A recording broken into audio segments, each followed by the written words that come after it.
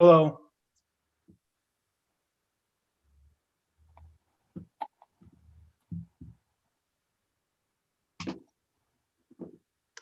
Okay, so we are now live on YouTube, and Jane, maybe if you and the chair of the TNT from 7 want to just introduce yourselves, and maybe we could go around. Of course. Thank you so much. I'm Jane Marie Kapitsanakis, and I'm chair of the Traffic and Transportation Committee for Community Board 10. We're delighted to welcome our neighbors from Community Board 7 to this evening's meeting via Zoom. We are going to be hearing tonight from representatives from DOT to present plans for the upcoming capital project for the reconstruction of the decking of the Fifth Avenue Bridge at 65th Street. We'd like to take this opportunity to welcome everyone who's here on the call. If I could pass it to my counterpart in Community Board 7, and then we can also go around for everyone else to introduce themselves. Thank you so much.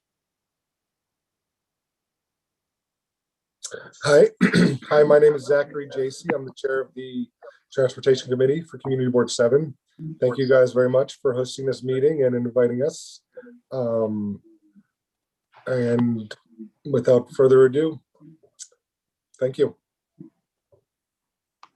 All right, so if I could please ask the members from Community Board 10 to introduce themselves, then we can pass to our neighbors at Community Board 7, and then we could ask the other invited guests to please share their name and information. So if I could have the Community Board 10 people. I'll start. Diane Gennardis, member of the Traffic and Transportation Committee. Good evening. Hi, I'm Steve Harrison, short-term member of Community Board 10 and on the Traffic and Transportation Committee. Doris Hi, my name Cruz, is Mike. Community Board 10 member and TNT member. Hi, Michael Devine with the Community Board 10 Transportation Committee and also with the Fifth Avenue bid. Joe Sokolsky, board member and committee member. Good evening, I'm Stephanie Simone Mahaney. I'm Community Board 10 member and Traffic and Transportation Committee member. Hi, I'm Ryan Mahoney. I'm a Community Board 10 member and Traffic and Transportation Committee member. I don't know if you picked me up. It's Joe Sokolsky. Yes, Joe, we got you. Okay, because then I muted all of a sudden. Thanks. Okay. Okay, and I'm Lori Willis. I'm the chair of Board 10. And I believe we also have Larry, who's working on his microphone. You're on mute right now, Larry. Unmute, it doesn't seem to work. Well, we hear you, We so. hear you now. All right. Traffic and Transportation Committee. Thank you, Larry. And Judy Grimaldi, and I'm a member in Transportation Committee. Okay, that's all for us. Now CB7.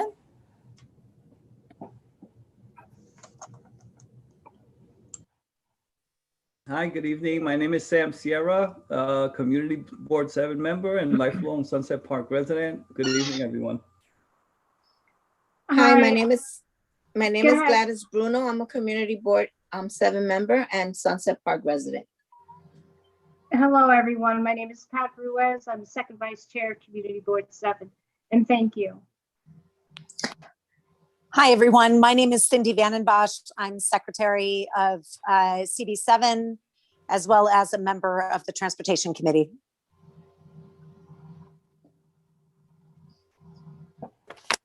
Hi, everyone. My name is John Johnston. I'm on CB7. Hi, guys, from CB10. Hey, John. How are you? Hi, how are you guys?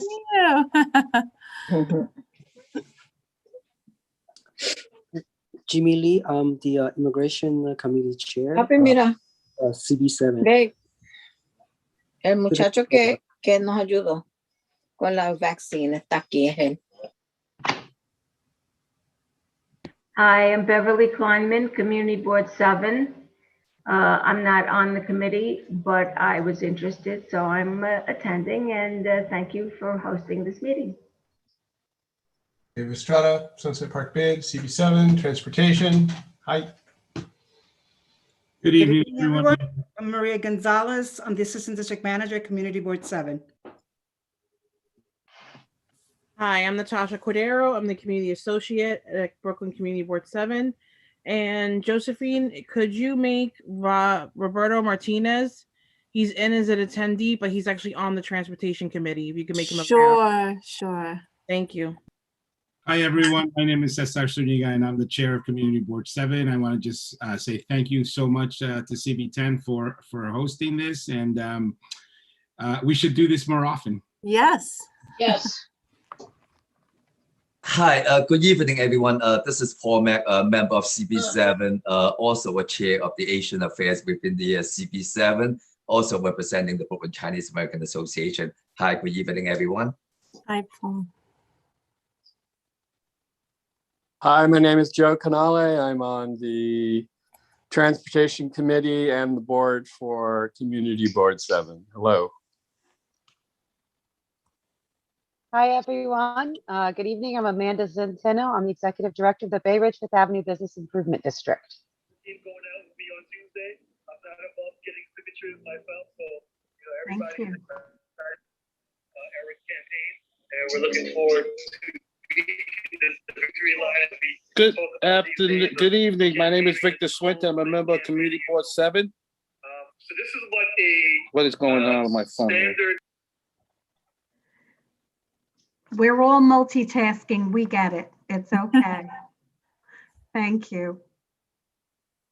Was there anybody else from Community Board 7? Hi, I'm John DeLuper. I'm from the Transportation Committee, Community Board 7. Thank you. Great teamwork, Community Board 7. Got great representation here tonight. Did we get all of your members to announce themselves? And then I know that we had some other guests that are on. If you could please introduce yourselves. I see I have Stephanie Javinko is saying hello to everyone. She's put a line into the chat that she's having some audio problems. Stephanie is from Council Member Justin Brannan's office, and her information is in the chat.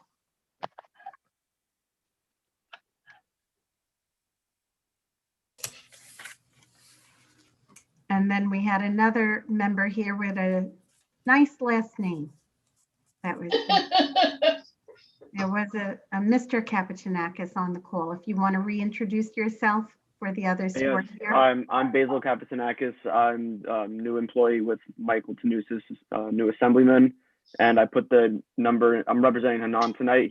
She cannot make it tonight. I put the number in the chat if you want to call the Brooklyn office anytime. Thank you. And I see we have someone else put up, Alice Bauman from the 64th Street Business and Property. She's a business and property owner. Welcome, Alice. Thank you. Anyone else? Okay, so then. Yes, we have one of our board members on, Catherine Walsh, but she's having a problem unmuting. Okay. Okay. Welcome to Catherine as well. And so then that leaves us with all of our guests who are here to speak to us tonight and to inform us about the bridge that joins our communities. So if I could ask Leroy to get us started and begin introducing everyone from your team. I'm not sure I'm going to be able to introduce everyone. I'm going to have to introduce themselves because I can't see everyone, so I don't know who's here and who's not here. I'm here. Most of you know me from CB10, and I'm the coordinator. I know Emily is the coordinator for CB7, so you from CB7 know Emily, who your coordinator is. And I know a number of individuals here from CB7 and across the board simply because of my experience working with a number of you on different projects and in different my different roles that I play throughout Brooklyn. I'm going to actually, Jolene, are you on now, Jolene? Yes, I'm here now. Okay, so I'm definitely going to introduce Jolene, who really doesn't need any introduction, from Bridges, who's been around for as long as I have, even longer, and she knows a lot of you, and you probably have seen her come out to your community boards making presentations over the years. So without further ado, Jonine Kidder. Thank you very much, Leroy. You're very kind. And Josephine in particular, it's a long time since I've seen you. Yes, nice to see you. If I don't look a day older, then neither do you. So we'll leave it at that. I do want to thank both community boards for agreeing to have one meeting tonight. This is really the ideal way to do this. And I think that it's terrific that we were able to bring both boards together. I don't know in person if we would have really been able to do this. So it is a great opportunity, as you said, to talk to the bridge that links both communities. So what we want to do tonight, I have some of my DOT colleagues here with me, in particular, Nestet Tech, who's the project manager for this, is the engineer, project manager for the job. And my deputy, Huáscar Robles, who is the Director of Community Affairs for the Division of Bridges. And then our consultant team, AECOM, Abdallah Mecca, will be making the presentation. And he's here with Chilai. And I think I saw Joaquin Brito, who is our community liaison for the design portion of this project from Fitzgerald and Holiday. So just before we begin, I would like to ask everybody if they could mute during the presentation so that we don't have the background noise. And then Tech, Nestet, and I will handle the Q&A at the end. And I'm going to turn it over to Abdallah to get started with the presentation.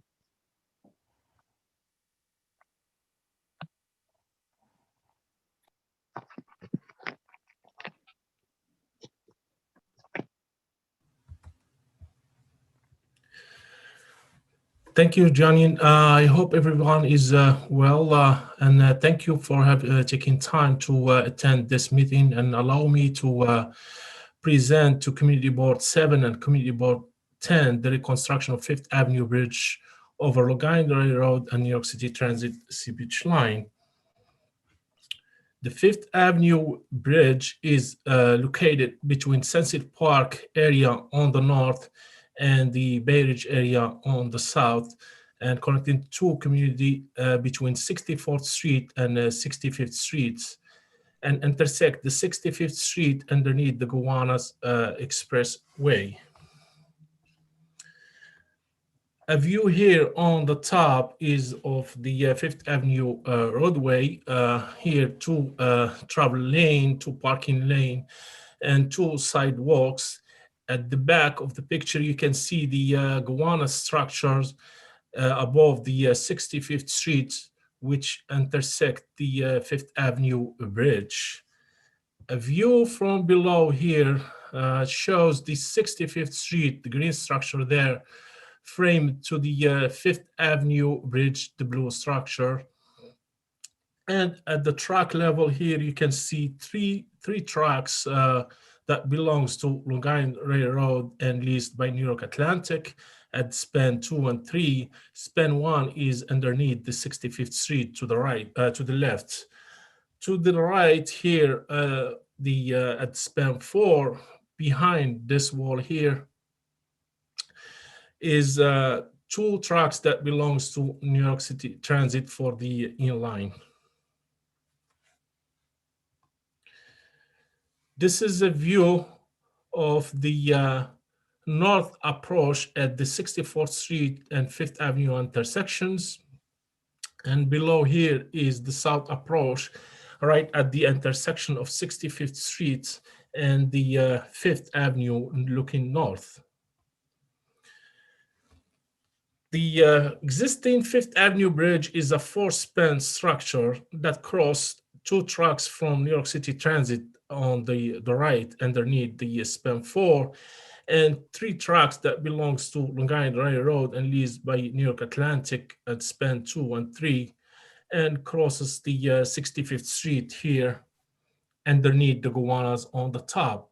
The bridge was built in 1914. It was alone back then. There was no Gowanus structure or 65th Streets. So the bridge is 106 years old. And until 1962, where deck replacement was done to the bridge at span 1, 2, and 3, during which the 65th Street structure was connected to the Fifth Avenue Bridge fascia girder. The project started in September 2018 with a preliminary design, during which a field data collection was completed and a value engineering study also was completed. A final design started in January 2020, and we are currently at the 50% completion of the final design phase. The final design will be completed in August 2021, and a public bidding is anticipated in October 2021. And the construction is to start in June 2022, next year, and to be completed in September 2025. So the construction will last for 38 months, with only 24 months that will impact the traffic on the 5th Avenue and 65th Street. So the construction will last from October 2021 until September 2025. Why replacing the bridge? The bridge is 106 years old, with only one roadway rehabilitation in 1962, as I mentioned earlier in one of the slides.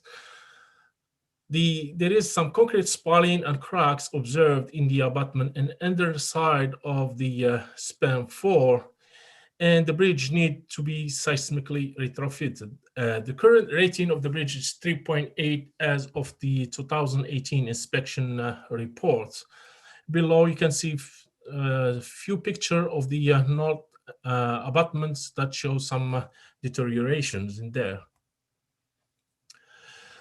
The construction site or the project limits is extended between the 64th and the 65th Streets.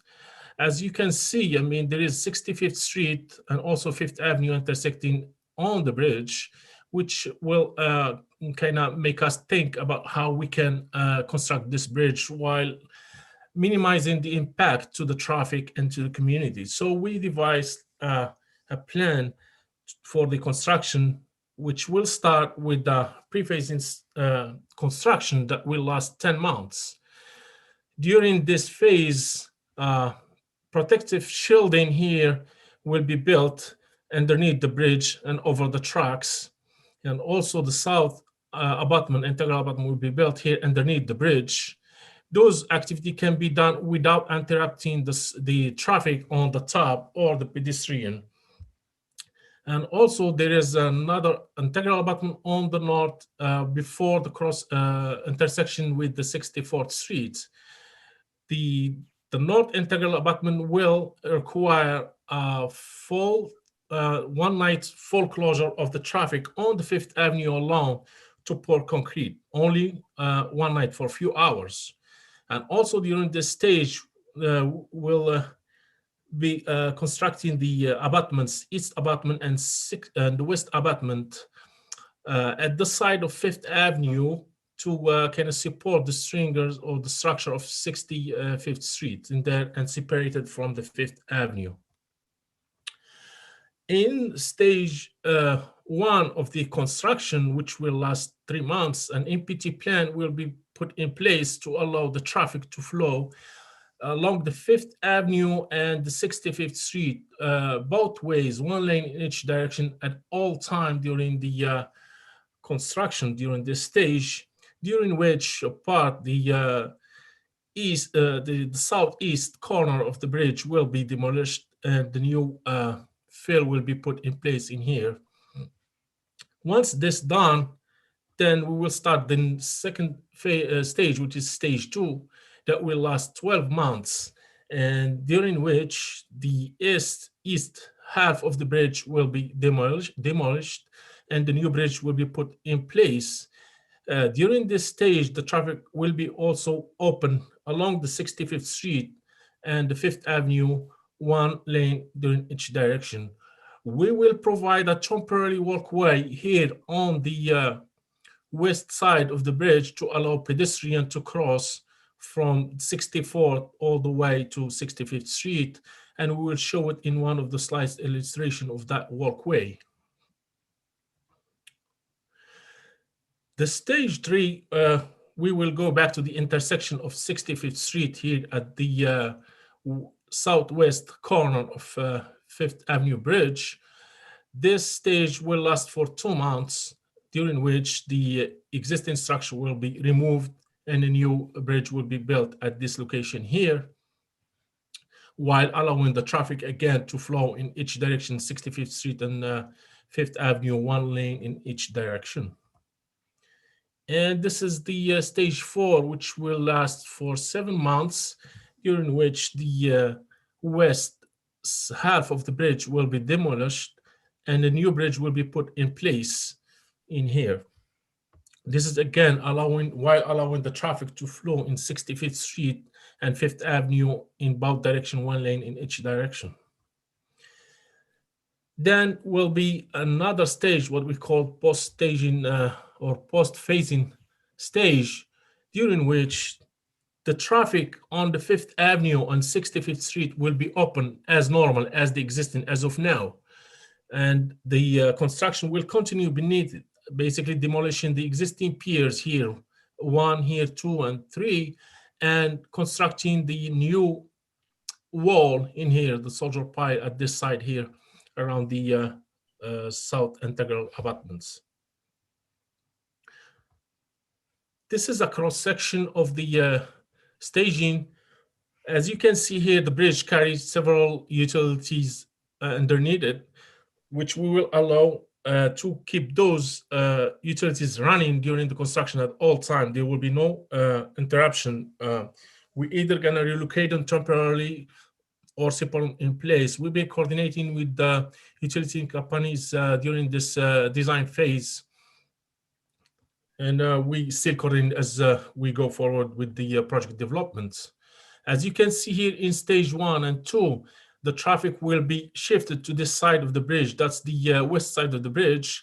And this is the temporary walkway for pedestrian. As you can see in the picture below here, this is an illustration. It's installed on the west side of the bridge to connect the 64th Street to 65th Street here.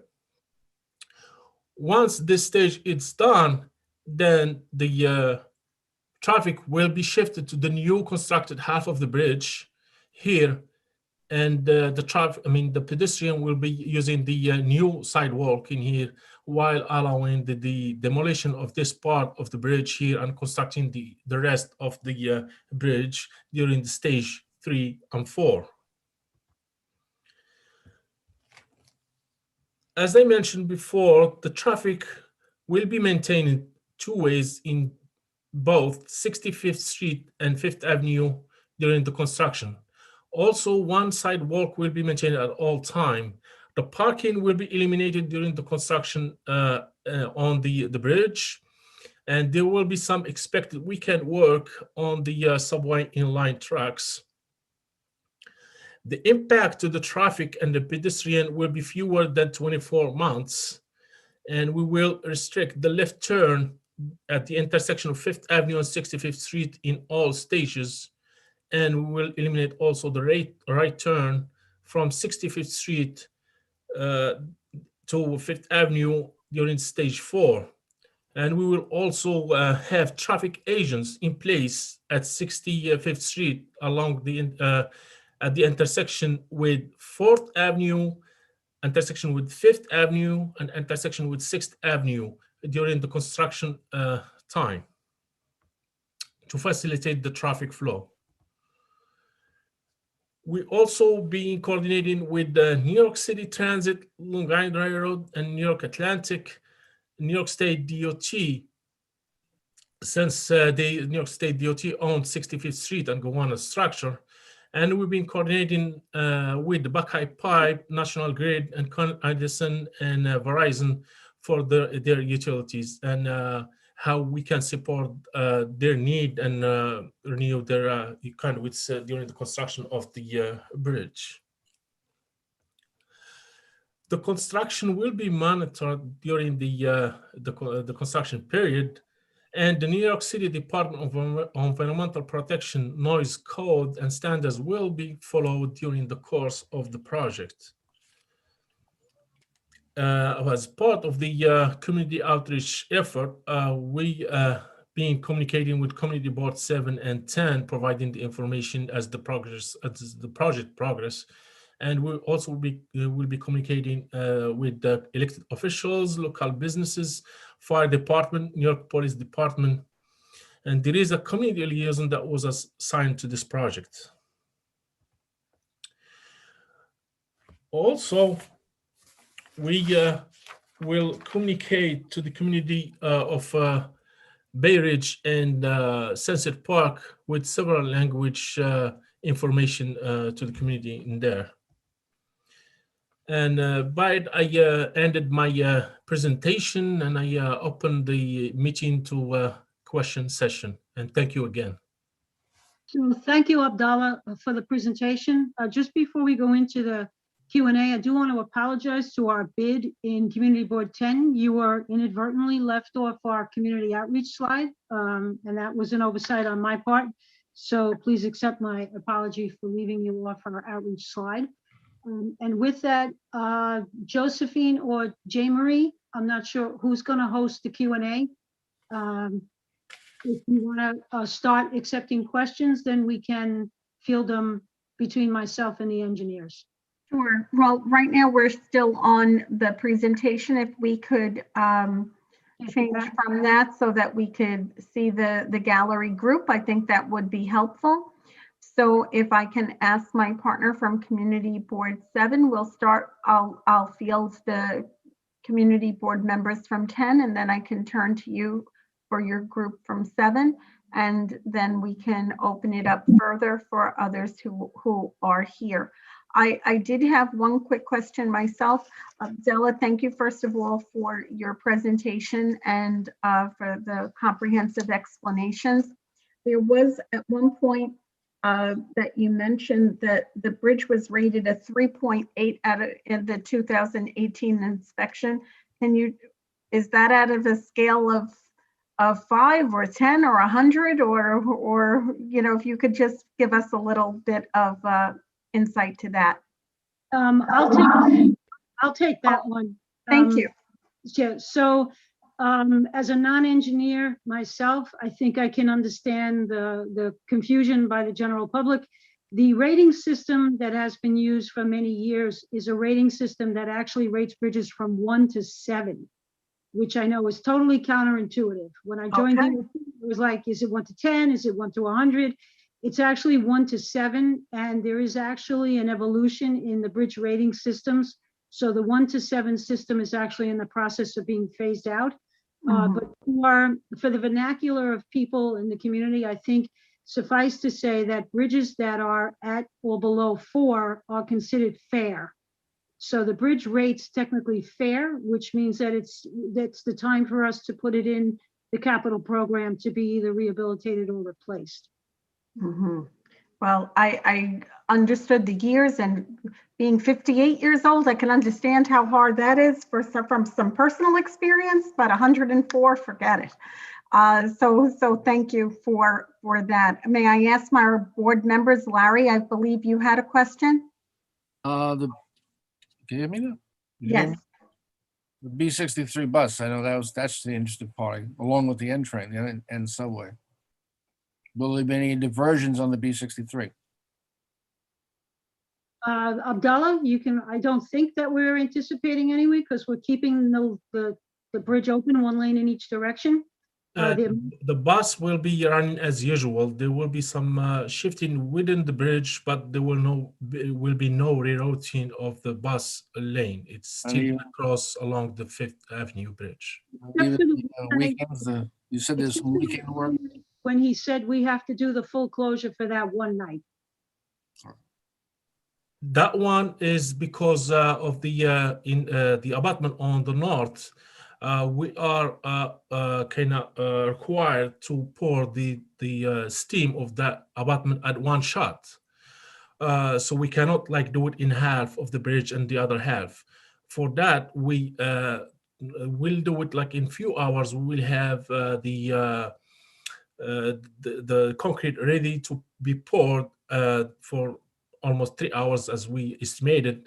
And once it's done, then the excavation will be plated and the traffic will go to normal, full operational for traffic. The traffic can roll on top of it. Thank you. Other than Larry, do I have anybody else from CB10? Michael? Hi, I have two questions, one for AECom and one for DOT. So for AECom, are there going to be at any time during the 24 months of active construction, is there going to be any weight restrictions for truck traffic?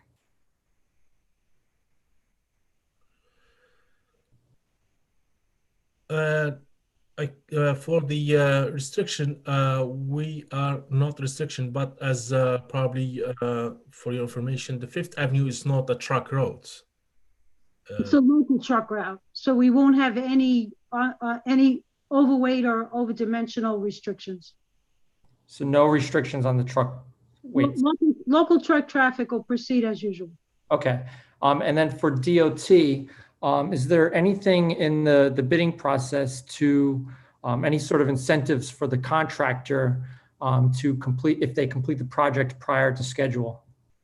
On this project, I'm not an expert on the incentive process, but I know that there is a formal process. We don't have the authority to engage it sort of on a anecdotal kind of basis. There is a user cost analysis process that is required for us to determine whether we would use an incentive, and this project doesn't fall into that category.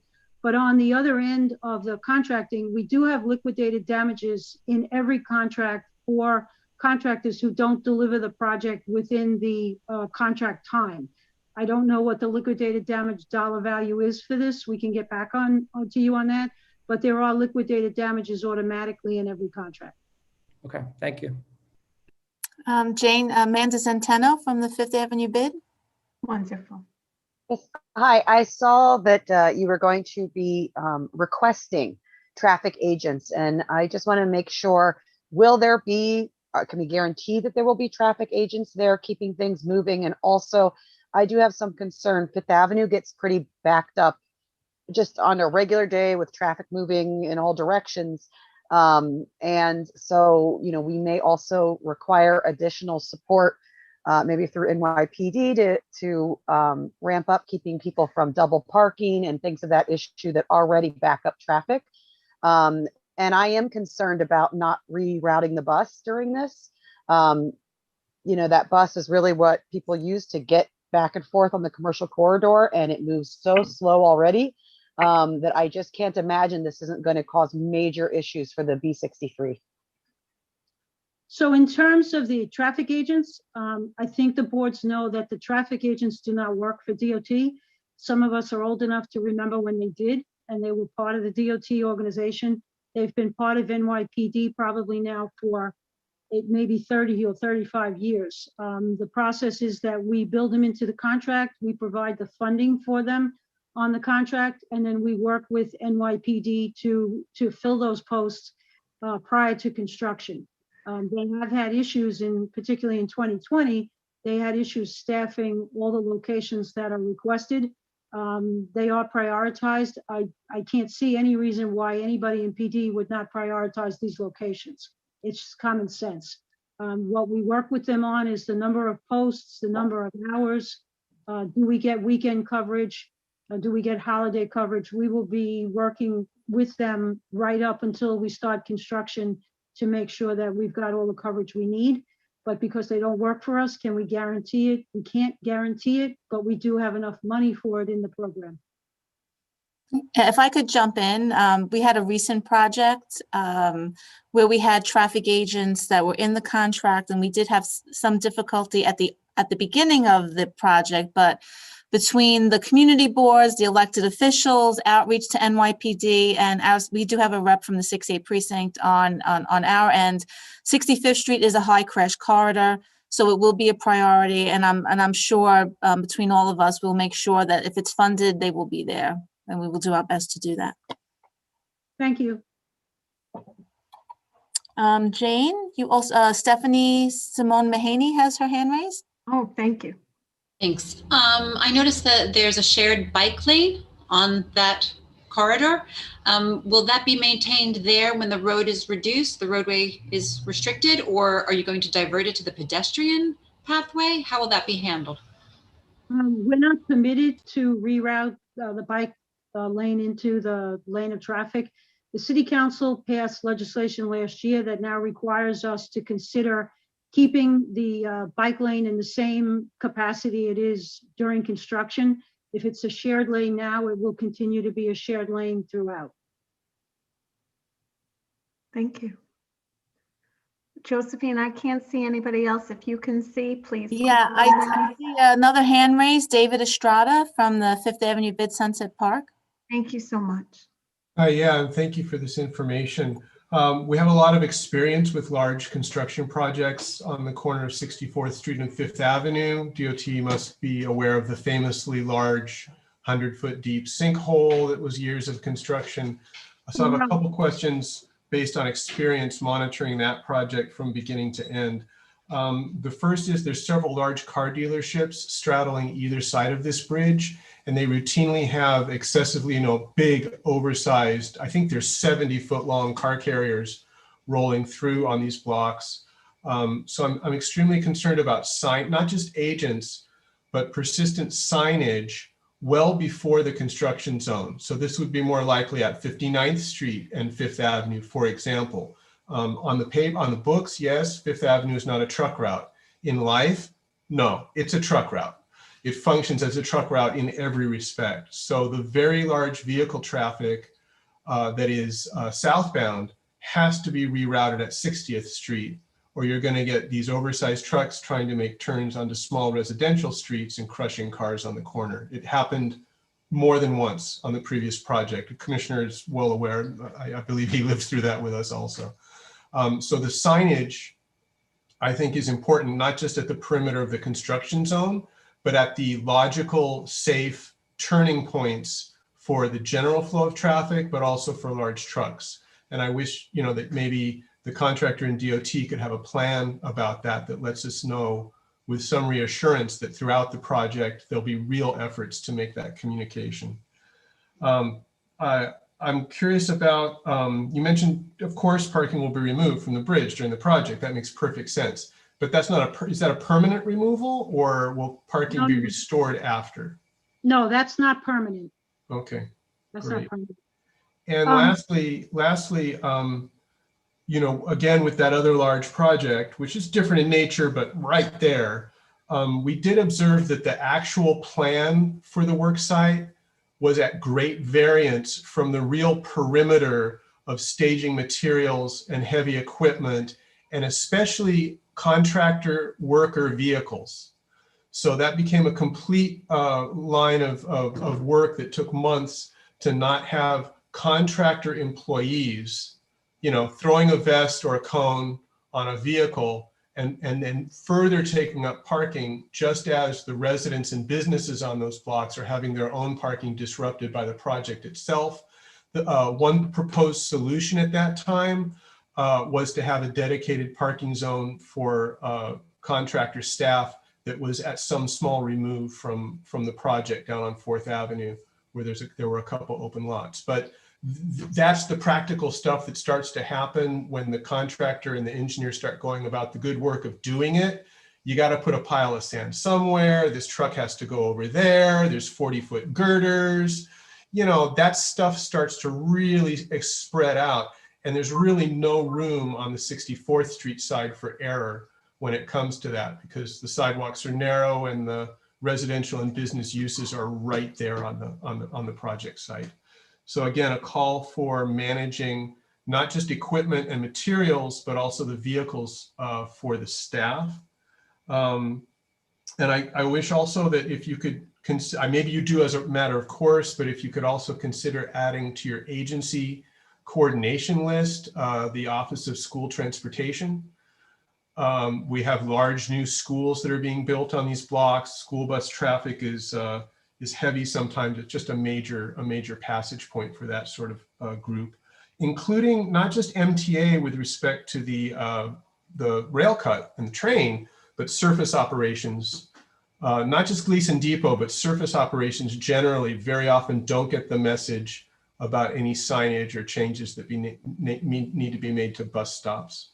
And then will any bus stops at any, I don't think so, but is there any point where the closest bus stops on either side of the project would be impacted in any way? No, not a through traffic question, but a bus stop placement question. Is anything impacting that? So is that all of them, David? I think I have. Yeah, I wanted to peel it off because I got to put a 4-year-old to bed, and I'm so sorry. I got them all off my chest. No problem. I want to thank you. They're very thoughtful. Let me start with the last one. I don't believe we have any bus stop relocations planned. We'll confirm that. In regard to the Bureau of Pupil Transportation, just want to call out particularly my deputy, Huascar Robles. He and I have had a tremendous amount of coordination with the Bureau of Pupil Transportation on a number of projects where we've even had to relocate school bus pickups, accommodate school bus turns. So that's a matter, of course, for us to communicate with them and be involved with the Bureau of Pupil Transportation. Parking on the bridge, as we said, only removed during construction. In terms of staging and parking by employees, again, we don't provide specific off-street parking for our employees. That if the contractor chooses to do that, he can. But the employees of the contractor are only allowed to park legally. They're not allowed to park using vests. I'm sure the boards have heard there's an initiative again about fake placards. There are thousands of fake placards all over the city, and PD is beginning again to crack down on them. We're pretty strong, particularly with our contractors, about employees who park on sidewalks, which is completely unacceptable, employees who park at bus stops and fire hydrants and things like that. The only thing I can tell you is that we put all this in up front. In my experience, when we get out in the field, the way we manage this is through our community liaison and through our resident engineer. And for this project, we expect to have a bilingual community liaison. As you know, you've dealt with community liaisons before. The community liaison is the key person who will hear you and communicate this back to the team and handle it at the local level. And I'm very particular about the community liaisons we approve for this work, and they have the authority to represent us. And I think I'm confident that the community liaison here will be able to communicate that. In terms of the trucks and the car dealerships, I am familiar with the area, so we will be meeting with the individual car dealerships going forward. They are one of our, key users out there, and everybody is concerned about small business and the impact of COVID on small business, but we will be reaching out to all of the immediate businesses right there just prior to the start of construction. And thank you for reminding me about those car dealerships. I can picture them all right there. So thanks for the reminder. I will ask the team to take back in their notes for today's meeting your request about additional signage and the signage plan for an enlarged area besides the immediate work zone. And we'll take note of that and get back to you before we finish the final design. I appreciate your sensitivity to that. And I think it's a really low cost way to really improve traffic flow around the project that's good for the locals as well as the drivers. So thank you for any consideration there. Thank you, David. I hope I got them all. You did. I'm so thankful. Very good. Okay, Jane. So I guess we could turn over to CB7. I see Pat, you have your hand raised and. Okay. Yes, hi, thank you. We can just remind people to use the raise hand function, and then Josephine, you can call on people. That's great. I know Roberto Martinez wants to speak. If you just hit the raise hand function and put your hand up, she'll call on you in a couple minutes. Thanks. Sorry, Pat. That's quite all right. My question is in reference to the languages. I want to know, what are the languages that are going to be used to communicate? What is the plan for distribution?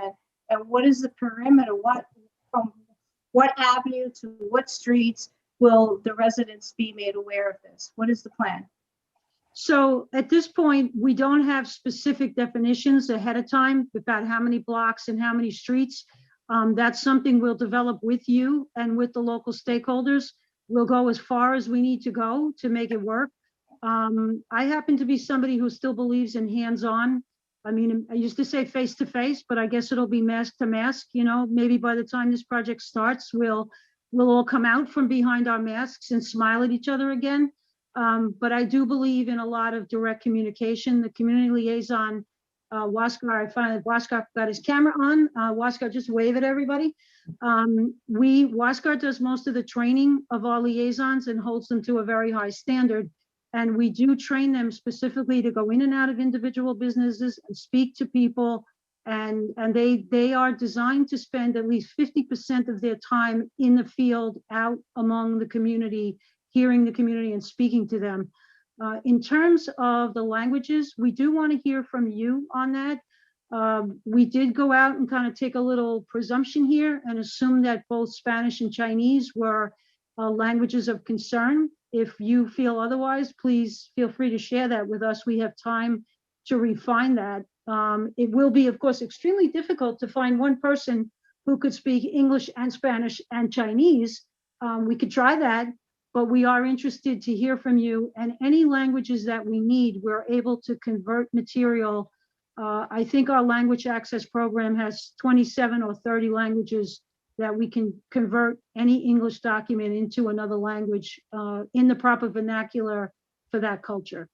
So we want to hear from you what your thoughts are for that. Amanda just added, and I'm in agreement that Arabic language would also be needed. Okay. Thank you. Thank you so much for that. And I'm sure that CB7 staff will be in touch with your office. Thank you so much, Josephine and Joanne.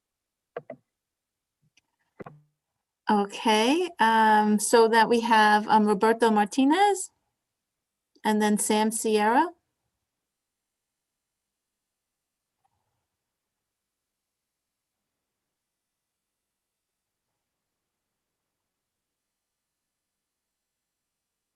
I think he's muted. Yeah, Roberto, are you muted?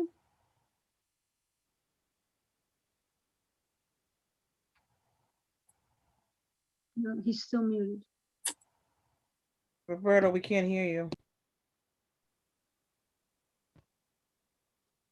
Sam, do you want to jump in? Maybe Roberto's having an issue.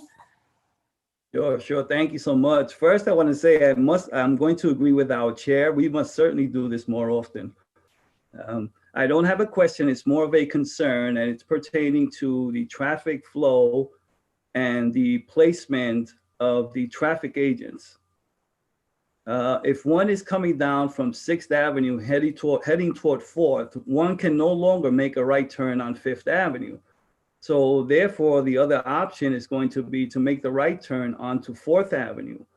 And the schools are currently under COVID restrictions, but hopefully that will change. And when that does, there's a school a block away from where all this traffic is going to be turning. So I would like there to be some consideration when the schools open, that there be traffic agents placed on 4th Avenue by that school, at least in the morning when the school is starting and when school is going out as well. Because you have a school right on 63rd and 4th, and then there are a couple more down the street, and you also have a health center there on 4th Avenue and 64th, so you have two of them. And I just wanted to share that concern. Can you just clarify for me? I actually worked in Park Slope for many years when I was a liaison myself, down in the Sackett Street area. And so I used to go home down 4th Avenue to 63rd and make the right turn. Are you saying the school that's on 4th and 63rd, or there's another new school a block away? So the school I think that he's referring to is PS 971 at 6214 4th Avenue. That was built just a few years ago. Yes. Opened just a few years ago. Doesn't seem that long ago. So Okay. I just wanted to share that consideration for the future. I think if we anticipate these things, we can prepare for them as opposed to being blindsided when the school's open. So We can certainly ask for more agents. Right, and it really directly also relates to the points that David made about the school buses, because again, that is a small school. I think its capacity is about 300 or 350. Diane Gennardis is on the call, she might know. That is about right. Right? And so that would be potentially if there would be school buses for that school, but there are also perhaps bus pickups, even for children who go to gifted and talented programs that might be out of their zone school area as well. So, and special education buses, of course. I was going to say, a school with a 900 series is usually a special population. No, 971, Diane, is it about 10 years now? Seriously, I think it's all a blur. It's about 8 years, 8 years old, and it does have a capacity. It does have a special ed population, so there are buses that do transport children to that building. And I believe 64th Street comes up from 4th to 5th, and so that might impact, this construction might impact the transportation of the buses. And again, just to share my concern, the concern is, yes, the buses, but there are more folks that walk and have to navigate across 4th Avenue than there are buses that pick up students. So that's kind of like the concern I just wanted to share. I think that what we'll do is we'll take a fast look and map all the schools within the immediate area and kind of get a better handle on that issue. We'll locate them all. And as I said, I'm a little bit familiar with schools a little bit. And I know that that's an unusual number series, even for a new school. So I suspect they may, no? Diane, no, it is PS 971. That is the school number. They don't use those numbers any longer to indicate special education because we have two new schools that are in the 900s that are on 3rd Avenue and 59th Street. You also have 2 health centers there as well to consider. Is that a regular K6, Diane? It's a K to 5. 5? Yeah. Okay. And I just want to bring up as well, although the construction has not started, but will be starting, from my understanding, within the time frame of this particular project, is that there will be another pre-K center that is being built on 63rd Street, just off of 4th Avenue, and there will be a lot of foot traffic. It won't affect, buses won't be affected by that building, but there will be a lot of foot traffic there as well. And that's a concern. So thank you so much. All of that. I think Roberto's been waiting, and he's Roberto. I'm not sure if the microphone's working now. I hear you. Okay. Well, I'm Robert Martinez. I'm a bus operator at Jackie Gleason for the last 17 years. I'm thankful to be appointed to this transportation committee. As far as the buses are concerned, we've done this before with the sinkhole on 64th Street when 5th Avenue was being reconstructed all the way from Park Slope to Bay Ridge. It's just basically, when I'm looking at it, we'll make the right turn on 60th Street, the left turn on 4th, and probably a left turn on 66 or 67th. And we've done this before. I already told my superiors at work that I'm on this committee. They're very happy. They're very enthused. And I will be forwarding this information to them tomorrow. So I'm on board. Thank you. Thank you, Roberto. Absolutely. No problem. Anything I could do to help. Thank you. Okay. So anyone else from Community Board 7 have any questions? You could use the raise hand function. If not, we have 2 members of the public who wanted to ask a question. Wonderful. Okay. So first will be Alice Bauman. Alice, you can unmute yourself.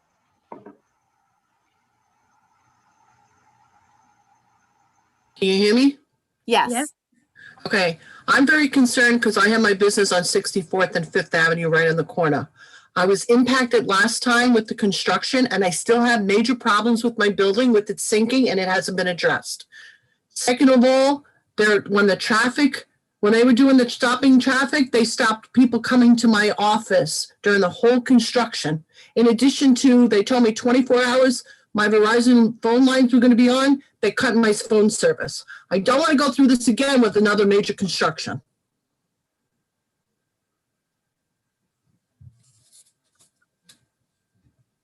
Okay, I hear everything you're saying, and I remember seeing the photos of that very scary sinkhole, and I know that the team that worked on that was designing it as they were trying to build it. I'm sure there was a tremendous amount of disruption for you. We will do everything we can again to try to minimize any impact to, the homeowners on the block and the businesses that are right there. Again, our community liaison will be working with you throughout. But they got to stay to their timeline. If they told me 24 hours for phone interruptions, 24 hours, I had people with paychecks that couldn't even get paid because my lines were disrupted. I couldn't even get the checks issued. I understand completely. Okay, thank you, Alice. So next, we have someone on the phone. It's a 415-867. If I've unmuted you, if you could just yes, tell us who you are. I think I'm unmuted now. Yes. This is Kate. Yeah, thanks. Sorry about that. Katie Walsh with CB7. I think.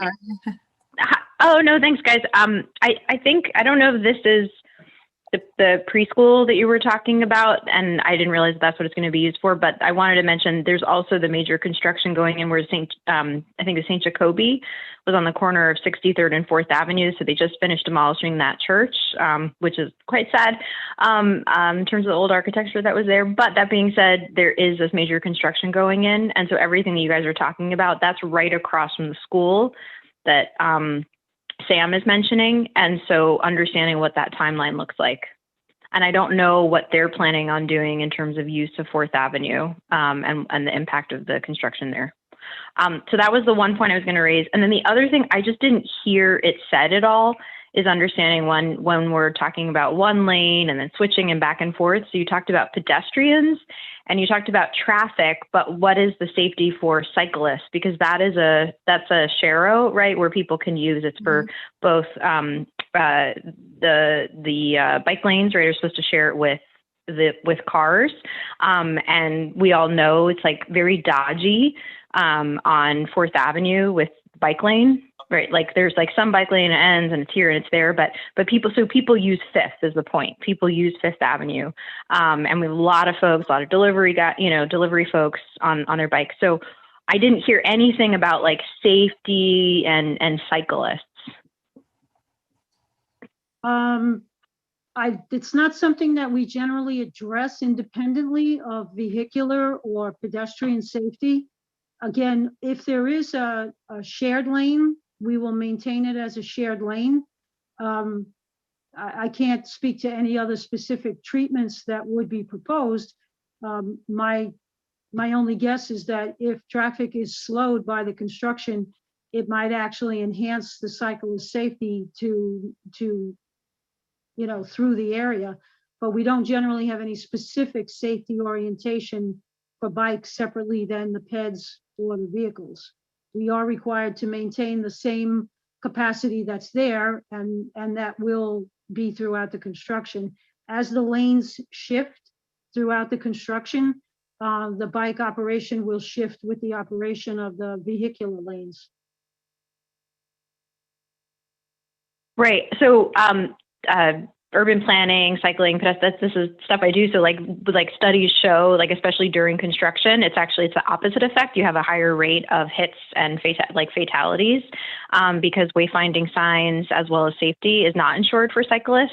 And so maybe what you're saying actually reinforces my concerns because it's sort of this presumption and assumption, and it's not something that you is being considered as part of the design. So that is something that, again, now I'm even hearing it further that this is a major blind spot of this effort. And again, we just have an abundance of people literally being killed all the time on site on bikes, and it continues to keep going up, and it's our neighbors. And so I would be looking for some certainty around what measures would be taken, and happy to again find space to figure out how to keep that conversation going. But that sounds to me like a major blind spot of this effort. I want to honor what you're saying. I understand, and I think everybody on this call is probably very aware of the increasing, perspective of the entire agency. on cyclists and cyclist safety and all the efforts that we are making to increase cycling capacity throughout the city. I will take your message back through the team to our ped bike unit and see if they have any proposed treatments for cyclist safety in shared lanes.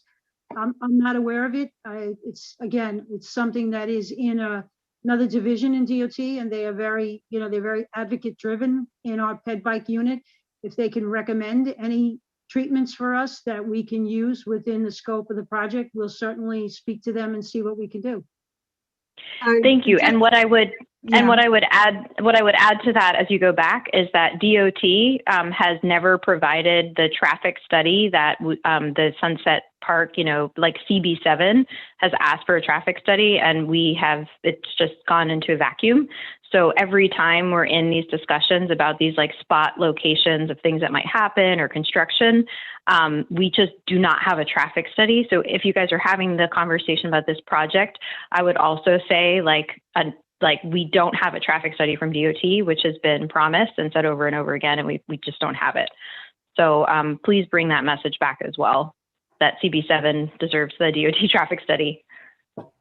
I will. Thanks. I would just like to add on to that, and thank you for making that point. And Stephanie from Community Board 10 had also raised the issue of bike safety. We also just had at our recent last month's Traffic and Transportation Committee meeting, one of the topics was the expansion of City Bike. And in fact, there are going to be 7 new City Bike stations in Community Board, on the Community Board 10 side, that are just off of that area, because it was the east roadbed of 7th Avenue, south of 62nd, north roadbed of 5th Avenue, north of 67th, east sidewalk of 5th Avenue, north of 67th, east sidewalk of 4th Avenue, north of 67th, 3rd Avenue, north of Wakeman Place, the north roadbed of Wakeman Place near Ridge Boulevard, and the south roadbed of 65th Street, east of 2nd Avenue.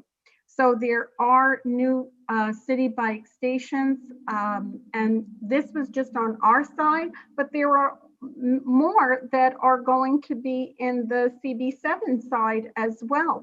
So we do anticipate that there may be an increase in cyclist traffic along this stretch, especially since it's kind of cradling where this new construction is going to be happening. So it's really important that we bring that matter up to the forefront and to everyone's attention. Yeah, I just opened the City Bike app, and there's one on 66th and 4th that's about to go, 65th and 4th that is about to open for a City Bike hub location. So just again, as you guys are talking about this, I think in the next 2 weeks. Yeah, all their work was, so I only have those 7 locations from CB10, but you have more locations that were going to be happening in CB7. And it's all, like I said, around the same area. They're only a few blocks away from each other. And this will potentially bring, more cyclist traffic to the area. And so maintaining safety for all of our communities of the utmost importance. Okay, so I have one more member of the public, Jade Rojas. Jade, I'm going to allow you to unmute now if you'd like to ask your question. Hi, yes. Good evening, everyone. Thank you for holding this meeting this evening. I'm just concerned. I'm both a business owner at 6316 Fifth Avenue, and I also am a resident here. We at times have maybe 2 and 3 trucks that we're loading for design installations that I undertake in my company and or personal parking. We're already under quite a tight amount of limited space here with the bus stop, with the washing machine place across the street, Lexus, and the pump. And then we have across the street and then the bridge. So what is DOT and all of your collective forces, are you thinking about parking for residents in the area? maybe unrestricting parking on adjacent streets, some of the rules amended for us to have better parking, because I'm very concerned about the parking situation with the construction and then all the vehicles for whoever is underseeing and undertaking that with contractors and so yeah, I'm just concerned about that situation. Thank you very much. I can't, we don't have any authority to remove things like alternate side parking for sweeping or something like that, if that was what you were looking for. I think the concept of stickered or permitted residential parking has been talked about for many years, requires legislation. It's not something within the Division of Bridges purview. I don't know, I can't even speak to the issue about either removing parking meters for residential parking or relieving ASP for parking. It's not something that we would have any authority to do. I'm just concerned because we are barely having any parking here, and then with the bridge being eliminated, we're down by about 90%. So if you guys could please review and see if there's anything that will be helpful for residents and business owners, that would be greatly appreciated. Thank you very much. I'm done speaking. You're welcome. The community board could take a look at some, if they wanted to take a look at that issue and make a recommendation to us about some parking restrictions in the community. It's not something we would undertake without some input from the board on that. And I think my colleague Leroy here from the Borough Commissioner's Office would have to take that back to the Borough Commissioner. Definitely, definitely. I think I see Larry with his hand raised again.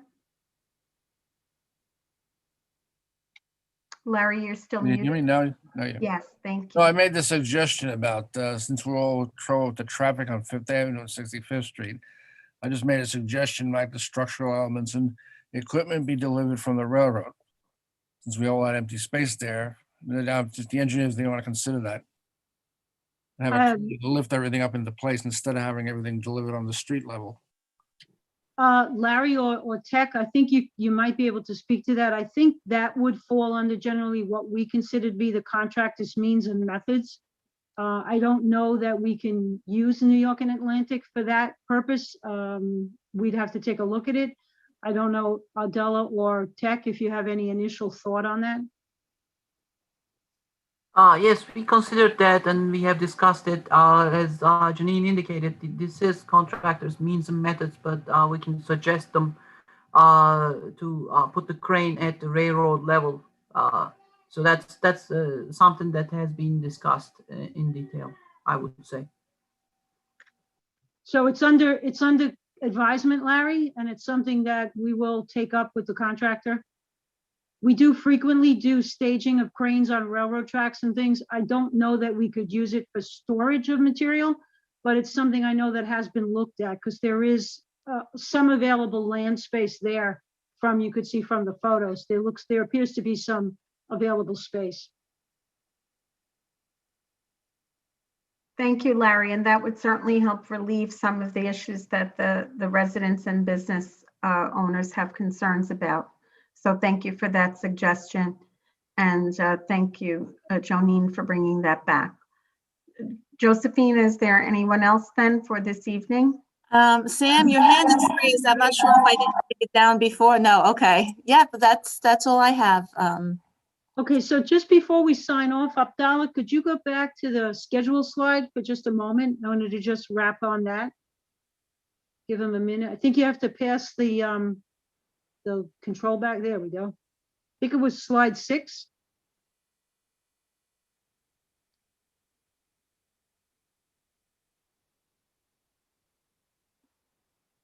See if I remembered it correctly. There we go. Okay, up. One more.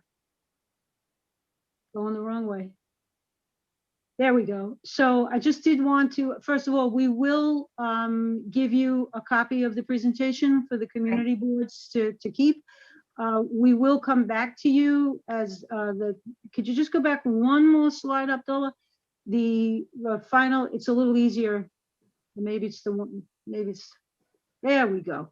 So as the bottom half of this slide shows, final design is expected to be completed this August, and then we will go into the capital procurement process.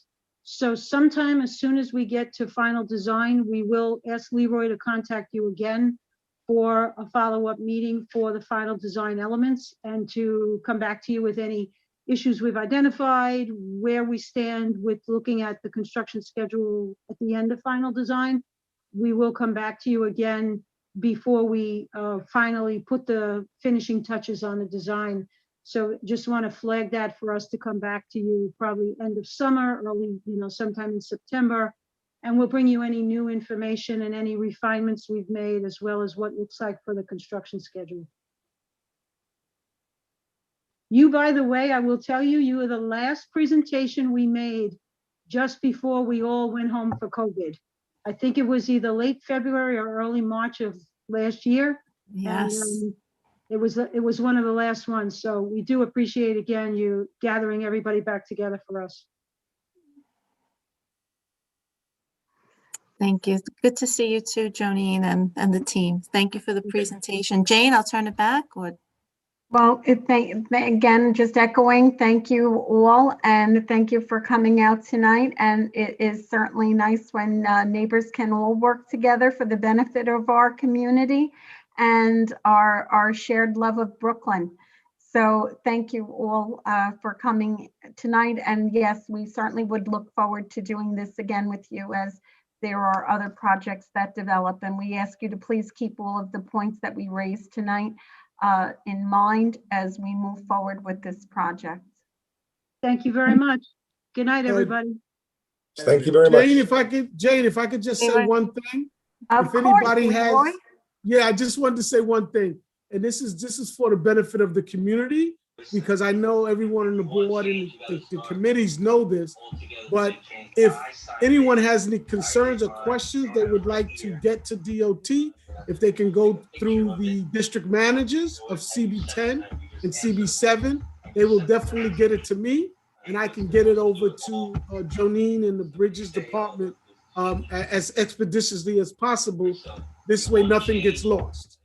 Until there's a liaison and the work actually gets started, myself and Emily are the individuals who you would reach out to, which the board knows that. But it's just for the general public, just so they know.